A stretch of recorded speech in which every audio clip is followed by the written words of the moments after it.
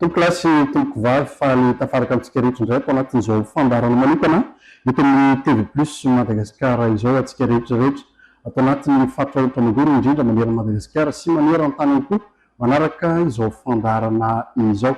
Vahiny izay araka amintsika araka izao hitantsika izao dia tsy iza akory Andriamatoa lehiben'ny faritra Laotra Mangoro Rabe Mananjara iry Joseph izy no tafatafa amintsika eto amin'ity fandarana manokana ity manasantsika ampitiavana sy ampanajana tompoko anaraka hatramin'ny farany ity fandarana manokana ity ary miarabanao koa Andriamatoa lehiben'ny faritra. Miaraba Andriamatoa Santatra Diamonda dia miaraba koa ny mpanaraka ny TV Plus rehetra. Araka izany mahakasika ny faritra moa izany ny resaka izay votoatin'ity fandarana manokana ity. Ireo volana sy tapany teo eo ianao izay ny tetin'ny fitantanana ny faritra Laotra Mangoro andehanao jery todika kely tsika Andriamatoa lehiben'ny faritra izao aiza ny hafanganam-pandeha amin'izao izao aiza ihany koa ny lalak'izorana amin'izay fanokafana ny vavahady ao anatin'izay fidiranao ny fitantanana izay. Ya, ny voalohany indrindra moa raha mandray ny fitantanan'ny faritra ohatran'izao dia efa misy vina, misy tantona izay efa nieritreretina da talohan'ny fanendrena. Kanefa rehefa tonga teo toerana izay vina izay dia tsy azo tonga dia ampiarina avy hatrany. Fa tsy maintsy tsika hoe mijery inona ny tena zava-misy, inona ny tena zava-misy marina tia toerana. Ka tao anatin'izay roa volana sy tapany izay zany dia azontsika izao no azontsika lazaina mandritra ny zavatra rehetra izay natao. Ny voalohany indrindra aloha dia ny famantarana hoe inona marina ny tena andrasan'ny vahoaka amin'ny fampandrosoana, lafin'ny fampandrosoana. Dia nandritra izay fotoana izay voalohany indrindra aloha dia nisy fionana. Fionana be dia be izay natao. Teo zany ny fionana tamin'ny olom-boafidy, ny solombavam-bahoaka sy ny ben'ny tanàna. Ny ben'ny tanàna rehetra tao anatin'ilay distrika 5 dia nionana daholo. Teo koa ny fionana tamin'ilay solombavam-bahoaka rehetra izay voafidy tato anatin'ny faritra tao anatin'izay fakakevitra izay. Teo koa ny fionana tamin'ny fikambanana isan-karazany, fionana ny fikambanana Tatsazany, ny mpandraharaha zany, mpandraharaha isa-tsokajiny, mpandraharaha Rabarima mazany mazava ho azy. Teo koa ny mpandraharaha izay misehatra amin'ny fizahan-tany, teo ny mpanoasa tanana, dia ankoatran'izay ny fionana tamin'ny sampandraharaha-mpanjakana rehetra izay misy tetỳ toerana. Izay aloha zany dia tena ataoko hoe dingana tsy azo lalovana.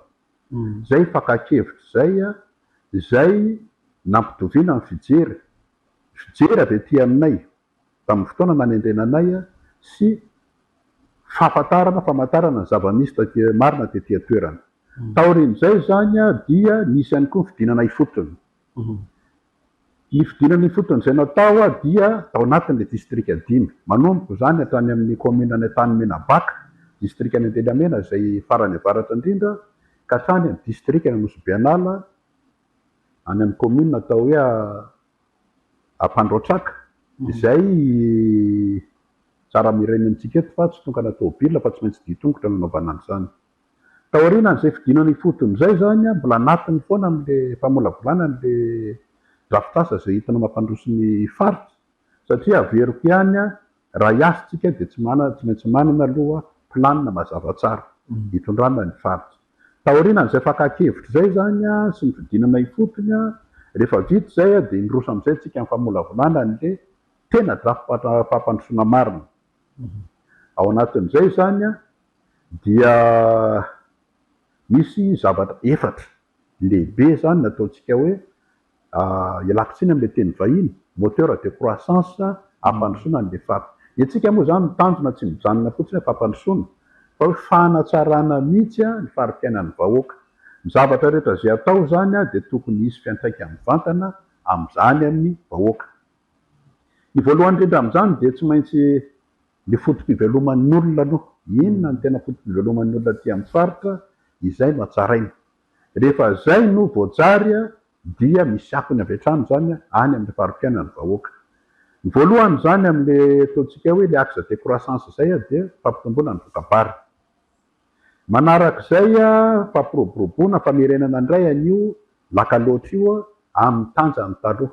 Izany hoe ny vokatra trondro no tiako resahana eto. Zay zany fanampy anankiray faharoa hoe ahoana ny fomba hiverena ny lakaloatra io mba amokatra ohatran'ny taloha. Tsika rehetra malala fa tao anatin'ny taona maromaro vitsivitsy zay dia niena be izy io, tena niena be mihitsy ny trondro mivoaka avy amin'ny lakaloatra iny. Izay zany niezaka faharoa eritreretina ho atao mba hiverenan'ny lakaloatra tamin'ny lazan'ny taloha indray. Fahatelo manaraka an'izay dia fampiroboroboana ny fizahantany. Itsika ty amin'ny faritra loatra Mangoro dia manana parka nasionaux anankiroa, dia ny ao Andasibe zany sy ny etỳ Zamena. Ireo tompony ananantsika izay zany hatramin'izao aloha dia mbola tsy voatrandraka araka ny tokony ho izy. Ny any Andasibe ataoko hoe fa lasalasa lavitra ihany, fa ny etỳ Zamena dia mbola eo ihany. Izay fampandrosoana n'izay écotourisme zay zany na ny tourisme naturel, izay ny axe fahatelo hoentintsika hampandrosoana ny faritra. Ny fahaefatra farany dia ny lazako azy hoe transformation, petite transformation industrielle. Io indray zany dia fanodinana ny zay zava-misy etỳ toerana. Ohatra amin'izany ohatra hoe ny sakamalao, ohatra amin'izany hoe talapetraka, ohatra amin'izany hoe ny longoza. Ny fanodinana azy etỳ toerana mba hanana sanda bebe kokoa. Zay zany le hoe création na valeur ajoutée. Zay zavatra efatra zay zany mitambatra, zay no mandrafitra ny drafitra fampandrosoana zay kasaitsika ho atao io. Rehefa voapetraka zay planiny zay tena misy tanjona mazava amin'ny fampiakarana ny vokabary zao dia jerentsika isaky ny commune mihitsy io. Firy ny vokabary tamin'ity commune ity tamin'izay taona maro ny fandimby izay jerena ny salanisa. Dia miara mijeritsika amin'ny ben'ny tanàna sy ny vahoaka ao hoe inona ny tokony atao, inona ny tokony hoentin'ny faritra, inona ny tokony hoentin'ny mpiombina antoka hafa mba hampiakarana ny vokabary io. Dia misy tanjona mazava tsara mihitsy zany amin'izay fotoan'izay. Foto-drafitrasa ve ny tokony atao, sa tantsoroka amin'le tantsaha ny tokony atao, tsy maintsy jerentsika zay commune, isaky ny commune mandrafitra ny faritra loatra Mangoro. Rehefa vita zay mipetraka ny foto-drafitrasa misy vina mazava, misy tanjona mazava, dia ny fijerena ny rôle loharanimbola. Ny voalohany indrindra aloha amina mavondrom-bahoaka sy ny tsara-pahafanan'ny faritra dia tsy maintsy ny risotorona aloha. Risotorona aloha ny loharanimbola voalohany. Tao anatin'izay roa volana sy tapany zay zany dia isan'ny ezaka iray lehibe natao fanatsarana ny fampidirana ny risotorona io. Satria ny zava-misy izay nibatana teto dia ambany dia ambany ny tany fidiran'io risotorona io aty amin'ny kitapom-bola ny faritra. Zay zany raha tena hipetraka amin'ilay fahaleovantena ara-bola dia tsy maintsy io ny hatsaraina. Dia ny fanatsarana atao tamin'io zany dia fametrahana rafitra vaovao aloha. Mianika amin'ny rafitra aloha tsika, rafitra vaovao ny fitakinan'io risotorona io dia fametrahana ihany koa hoe manuel de procédure mazava ho an'ny olona rehetra atao anatin'io ataoko hoe régie financière io. Zay angamba mainga anazy. Manomboka io zany aty amin'ny régisseur ka hatrany amin'ny percepteur sy ny point de contrôle rehetra any. Misy zany fitsipika mazava tsara mihitsy, fizarana andraikitra mazava tsara mihitsy ho an'ny tsirairay izay misehatra amin'io mba hampiakarana an'izay tany fidiran'ny risotorona izay. Ny tanjona zany manomboka amin'ity taona ity dia mba hiakatra any amin'ny 700 isan-jato, 800 isan-jato ny tany fidiran'ny risotorona. Satria araka ny teneniko teo hoe io aloha zany loharanimbola voalohany ho an'ny faritra. Ankoatran'izay moa zany dia misy koa ny loharanimbola mbola hafa izay eto dia manararaotra misaotra ny fitondram-panjakana amin'ny risotorona any Ambatovia. Amin'izao tsika miteny izao zany dia azo lazaina fa efa azo ampiasaina io risotorona io. Zay zany dia nafahana hoe araka ny teniko teo mipetraka an'ilay drafitra fampandrosoana tia ny hoenti-manana amin'ny fanatanterahana an'ilay izay drafitra izay. Zay plan de financement ny resantsika. Vita zay zavatra telo zay dia ny tena harena lehibe, ny tena moteur hanetsika ny fampandrosoana io dia mipiasa atao amin'ny faritra. Dia amin'izao fotoan'izao zany tsika efa mijery ihany koa ny fanatsarana ny tontolo iasan'ny mpiasa mba hahafahany mamokatra bebe kokoa. Zay zavatra telo zay zany no azoko tenenina hoe natao nandritra n'izay roa volana sy tapany natongavana teto zay.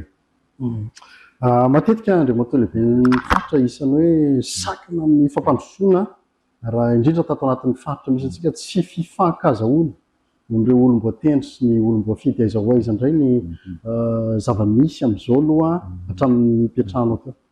Araky ny ndresako teo moa zany na mpamolavolana ny drafitra fampandrosoana io dia nakana ny hevitry ny rehetra ao anatin'izay ny olom-boatendry.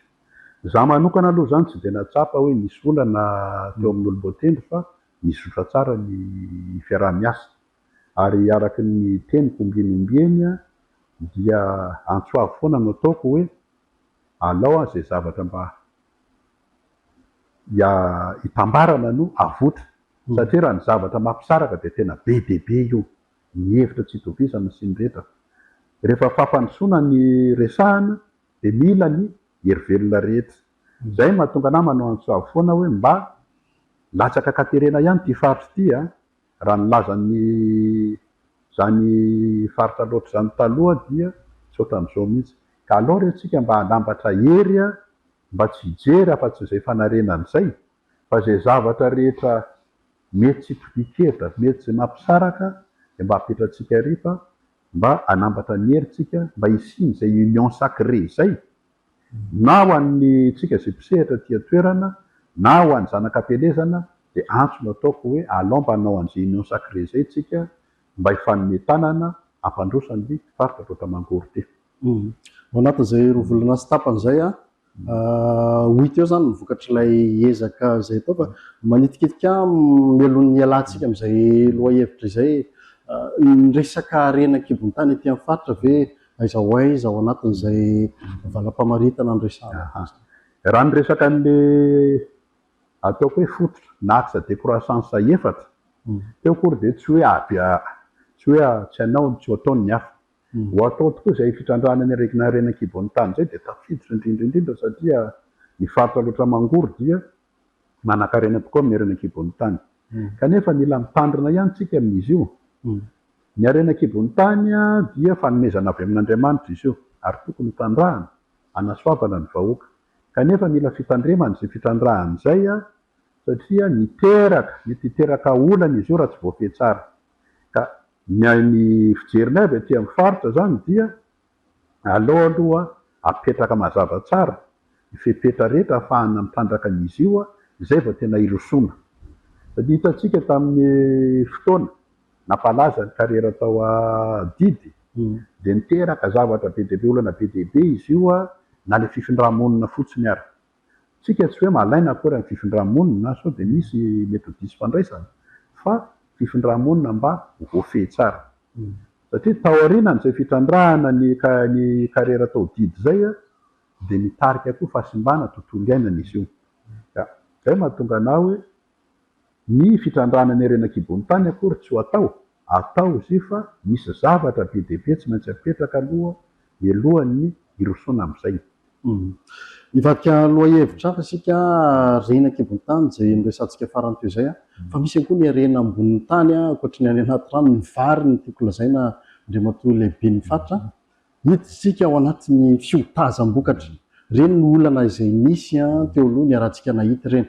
Hita ihany koa ny vahaolana no entin'ny fanjakana efa be dehibe ny resaka ny fanaovana tamindray ahoana indray ny fiatriantsika ary ho amin'ity taom-piotazana ity ny fomba hoentina anarenana an'izay hoe mety ho lesoka nga amin'ny filaza azy. Ny zavatra tsara marena aloha zany aty am-piandohana de tao nazina ny aty aloatra amin'ity taona ity. Raha ny vinavina zany ny vokatra mety hiakatra amin'ity taona ity dia any amin'ny eninetsy taonina any. Ny anton'izay dia nahazorantsika nahazorana be dehibe tamin'ity taona ity ka na le toerana tsy voavoly hatramin'izay ary dia azo nambolena. Eo anatrehan'izay nefa dia mipetraka ihany ny aya hoe mety ahoana ny vidim-bary. Hitantsika le olana ny atrehana teo ary voatery tsy maintsy nanao antso moa tsika zany tany amin'ny fitondram-panjakana nafahana sy afahana mamaha an'izay olan'izay. Lalan-tsaina roa zany no hitondrantsika nyty campagne 2024 ty. Ny voalohany amin'izany aloha dia ny fitazomana ny fidiram-bola ny tatsaha tsy ena. Dikan'izay zany io vidim-bary io tsy ena, tsy ho latsaka ambany mba tena ho sahaza ahafahany miaina tsara.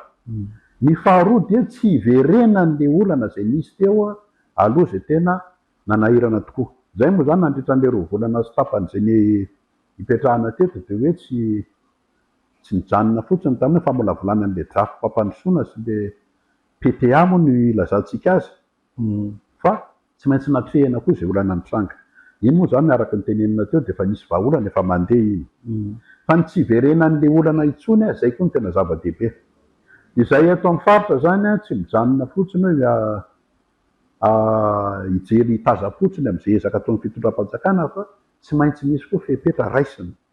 Raisinay araka izay azo atao. De eto misy safidy roa tsy maintsy atao. Tetikady roa tsy maintsy atao. Tsy maintsy safidy no atao hoe ny voalohany amin'io dia ny famerana ny vidim-bary famoahana zany didim-pitondrana, famerana ny vidim-bary farany ambany. Lalana anankiray izay.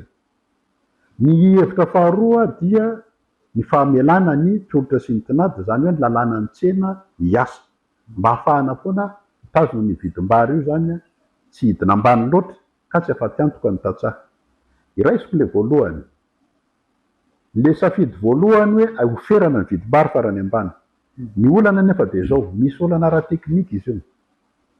Satria ny maso-karena ny tatsaha ty amin'ny faritra loatra zany dia samy hafa be. Misy karazana maso-karena be dia be manomboka amin'ileo ny olona tantsaha mamboly eny amorona zetra, zay tena lonaka, tsy mila zezika, tsy mila teknika, afafy, manao fafy mamy fotsiny de vita.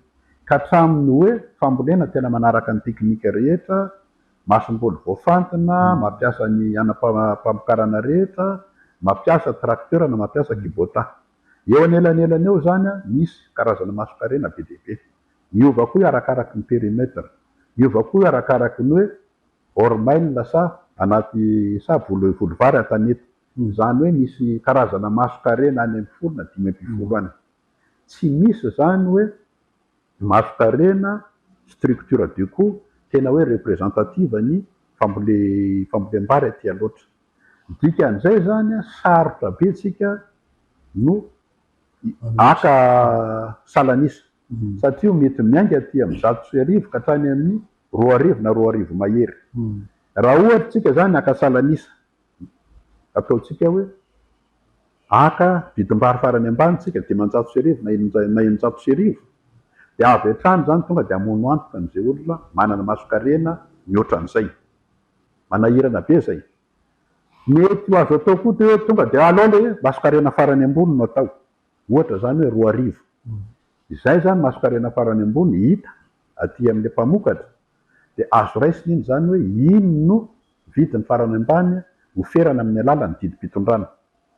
Ny olana amin'izay de zao, mety tsy fanitsy zay amin'ny tena vidim-bary zay hita eny an-tsena. Eny an-tsena resahako eto zany amin'ny tanan-dehibe eto Madagasikara. Satria tsika zany zao tsy mahafantatra hoe mbola be dia be ve ny stokom-bary misy any amin'izany an-tsena, mbola be dia be ve ny stokom-bary ny varina farana. Ka raha ohatra ka tsy mifanandrify amin'izay vidiny farany ambany zay, le vidiny eny an-tsena zay ny vidina farany ambany zay ferantsika, dia miteraka olana zay. Tsy hisy mpividy ny varitsika satria lafo loatra, tsy compétitif raha oharina ny vidiny zay hita eny an-tsena. Izay zany ny ataoko hoe risque amin'le famerana an'le vidim-bary farany ambany. Tsotra be le izy, tsotra be manao azy, fa izay le ataoko hoe risque na ialako tsiny amin'le teny vahiny, rigidification an'le prix izay de mety hitodika aty amintsika hiteraka voka-dratsy satria tsy hisy ny collecteur mpanangom-bokatra ho avy aty aloatra. Ny safidy faharoa de zao, aleo tsika tsy mametraka vidim-bary farany ambany, fa alao ny tsena, lalàna ny tsena sy ny tinady no hiasa. Tsy ho apetraka amin'izay fotsiny nefa le izy, fa matompona andraikitra atsika ty amin'ny faritra dia misy ezaka tokony atao. Rehefa ny lalàna ny tolotra sy ny tinady ny tokony ho iasa, ny ezaka ataotsika zany dia fiantsoana ny mpanangom-bokatra rehetra tia misy eto Madagasikara mba hisehatra tia amin'ny faritra loatra mangoro. Fa rehefa betsaka ny mpanangom-bokatra, betsaka zany ny tinady dia isy ny fifaninanana dia hiakatra izay vidim-bary zay. Izay eto amin'ny faritra zany dia ny safidy an'ity lalana faharoa ity. Tsy naka an'le izay ataoko hoe aventura ihany angamba, ametra an'le prix plancher zay. Dia eo anatrehan'izay le hoe ezaka atao amin'le fiantsoana ny mpanangom-bokatra ho tonga tia loatra faritra loatra mangoro zany dia misy fepetra maro noraisana. Raha zay ary ny mikasika ny hoe fandaminana amin'ny ankapobeny inona ny lalan-tsaina sy ny hoe fepetra hoentintsika mandresy lahatra andreo mpanangom-bokatra satria tsy tsika rehetra tia loatra mangoro andreo matoa lehibe mifaritra no mamoaka bary fa maro nefa ahoana ny hoe ahafahan'izy ireo resy lahatra hoaka ty amintsika ahafahana manangona ny vokatra rehetra tsara. Tena marina tokoa zany tsy tsika rery no mamokatra vary, fifaninanana io. Misy izay fifaninanana isa-paritra zay. Ny zavatra ataotsika zany dia izay voalaza izay mihitsy hoe fandresen-dahatra ny mpanangom-bokatra rehetra manerana ny Madagasikara mba ho tonga hisehatra aty amin'ny faritra loatra mangoro. Ny voalohany amin'izany dia ny fandrosoana ny daty fisokafan'ny kampaina. Raha hatramin'izay izy io dia aty amin'ny misasatsasaky ny volana May sy ny faraparan'ny volana May dia amin'ity taopolo tazana 2024 sy 2025 ity dia naroso amin'ny alatsinainy fa 4 ny volana May izy io. Izany hoe izay zany dia efa fakana sady tombon-dahany raha oharina amin'ny faritra hafa ny firosoana amin'ilay fanangonam-bokatra. Ny fepetra faharoa izay tena isan'ny lehibe indrindra dia ny fampidinana ny tahan'ny ristorina. Amin'izao fotoana izao zany dia ny ferany izy io ho 30 ny an'ny faritra ary 20 ny an'ny commune. Izany hoe 50 isaky ny kilao. Namaritana an'izy io dia nijerena, misy lafiny zavatra be dia be nijerena. Lafiny zavatra voalohany aloha dia hoe manahoana ny tahan'ny ristorina any amin'ny faritra hafa. Ity fanapahakevitra ny raisitsika ity zany dia azo lazaina fa latsaka na fanantsahana any amin'ny tahan'ny ristorina any amin'ny faritra hafa. Izay aloha zany ny voalohany. Ny lafiny zavatra koa tsy maintsy nijerena tamin'izy io araka ny teniko teo hoe averenako ihany le hoe fanatsarana n'le fidiram-bolan'ny faritra. Nanahena ry izy io tsy midika zany hoe hena ny fidiram-bolan'ny faritra. Satria voalohany indrindra aloha ampiena. Mety ampiena ny kolikoly na mety ampiena ny falaina ny mpanangom-bokatra amin'ilay fandoavana n'ilay ristorina. Izay zany aloha ny antony nampidinana izy io. Ka raha mihena zany aty amin'ny tahany dia mba any amin'ny quantité indray isika no maka. Dia zany hoe na ny hena ry io mety ho betsaka lavitra noho ny azo hatramin'izay ny vola hiditra amintsika ny hiditra amin'ny commune sy ny faritra. Ao anatin'izay fampidinana ny fandraisen-dahatra ny mpanangom-bokatra zay dia nampidinina koa ny vidin'ny karatra. Karatra ma mpanangom-bokatra. Io zany le karta lahatsotsika hoe karta CIPCR. Raha 5 alina sy 2 hetsy izy io taloha dia nampidinina ho 5 alina sy 2 hetsy. Izay zany dia efa fanapahakevitra ray faharoa andraisen-dahatra ny mpanangom-bokatra ho avy ety. Fa isan'ny tena zavatra goavana be koa izay ataoko hoe fahatelo dia ny fametrahana ny atao hoe guichet unique. Io guichet unique io zany ny tanjona dia hoe hanamorana ny fikarakarana ny taratasy. Satria raha hatramin'izay dia isan'ny zavatra nanahirana ny mpanangom-bokatra ny fanaovana ny taratasy azahoana ny karta mampanangom-bokatra io. Mandany fotoana be izy io, misy fivezivezena be. Fa amin'izao tsika amin'ny teny izao zany dia nangonina amina toerana iray. Misy ampandraram-panjakana rehetra izay voakasika amin'ny fanomezana an'io karatra mampanangom-bokatra io mba tsy hisy intsony ilay fivezivezena. Ka amin'ny distrika rehetra zany izay mpamoaka bary any tato faritra loatra mangoro dia nasiana ny guichet unique io. Afaka tantsaina ve le distrika? Voalohany aloha zany ny ao Moramanga, satria ao Moramanga ny vavahady fidirana aty amin'ny faritra. Misy koa ny guichet unique ao Farafaravola. misy ny any Andilamena de mazava ho azy fa ny eto Ambatondrazaka misy izy ao anatin'ny glycémique eo zany a ao ny faritra aloha mpiasan'ny faritra mazava ho azy a ao koa ny sampandara-panjakana fitalevam-paritra ny varotra ao ny centre fiscal ao ny statistique zany hoe toerana ray zany a no andehanana le mpanangom-bokatra de vita ao le carte tsy vitany hoe vita tsy fizivezena fa aingana vita eo eo ny tantona zany de hoe raha tonga maraina le mpanangom-bokatra ohatra ao Moramanga ny ariva izy a de efa afaka mandeha mividy vary zay zany a nisany hoe fanamorana lehibe zay a napetratsika mba andresen-dahatra nireo mpanangom-bokatra mba ho tonga atia hividy vary atia faritra loatra mangoro ny faefatra zay tsy kely ihany koa de mifametrahana an'le hoe observatoire durée itsika ty amin'ny faritra loatra mangoro angamba ny ametraka an'izy io voalohany système d'information de l'observatoire durée SIOR zay ny ilazantsika azy ny asan'izy io zany dia anome vaovao ny mpisehatra rehetra am'tia lalam-piarena vary tia makasika ny vidim-bary misy donné zany alaina isaky ny any amin'ny commune tsirairay avy any de isan'andro zany izy io afaka mamoaka hoe zao ny vidim-bary ary ananina zao ny vidim-bary amin'ny commune zao de satria tsika mampiasa an'le atao hoe intelligence artificielle ao anatiny de azo atao koa zany manao prévision zao mety zao ny vidim-bary rapitso mety zao ny afaka herinandro mety zao ny afaka ray volana tsy maninona mety zao ny vidim-bary afaka heritaona ny tanjona am'izay zany dia fanomezana mpisehatra rehetra mpanangom-bokatra aloha voalohany indrindra eo koa rehefa tsapa-mokatra fitaovana ahafahany mandray fanapahan-kevitra satria raha niseho le olana ara-bary tam'le natrehintsika teo araky nyvoalaza teo de ny tena olana tamin'izy iny dia tsy fananan'olona vaovao marina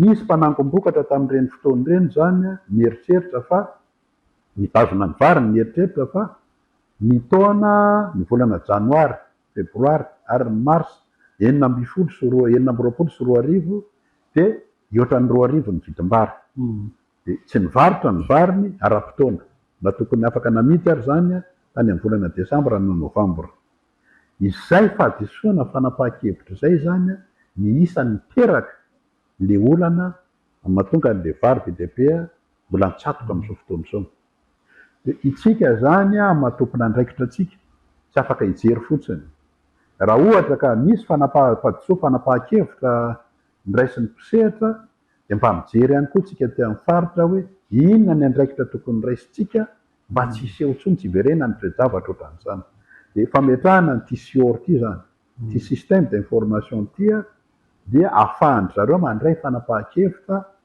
araky ny tokony ho izy mba tsy hisy tsony ny izay ataoko hoe fahadisoana ohatran'izay niseho tamin'ity taon'ity zay Andriamato lehibe ny fatra raha ho avy ary reo mpanangom-bokatra reo isy natao hoe mampitaraina andreo mpitatitra ny resaka lalana na io amin'ny lalam-pirenena na eny anivon'ireny commune reny zao hoe zany mety hisy fandraisana fepetra fandraisana andraikitra ve manoloana zay SIOR zay no mety ampiempotra azy sotra am'le fanontaniana izay le fepetra fahadimy ny raisiny tsika zany de ao anatiny foana fampiakarana ny tinady ety loatra mangoro fampiakarana an'le tinady dia mandalo amin'ny fandraisen-dahatra ny mpanangom-bokatra ho be dehibe isehatra ty de marina tokoa voalazanao fa tena isan'ny ataoko hoe sakana lehibe izay lalan'izay tsy ahafahana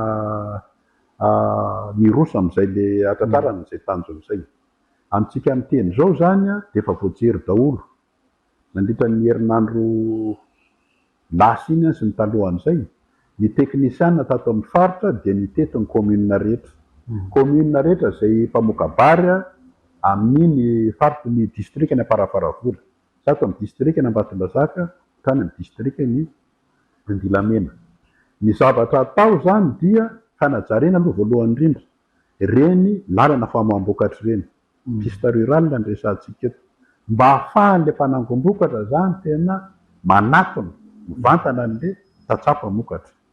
Ny amin'ity indray zany a de ohatran'izao ny fomba natanterahana azy satria mifaritra tsy hanam-bola ahafahana manarina n'le lalana famoaham-bokatra rehetra de misy fiaraha-miasa atao amin'ny commune izy io.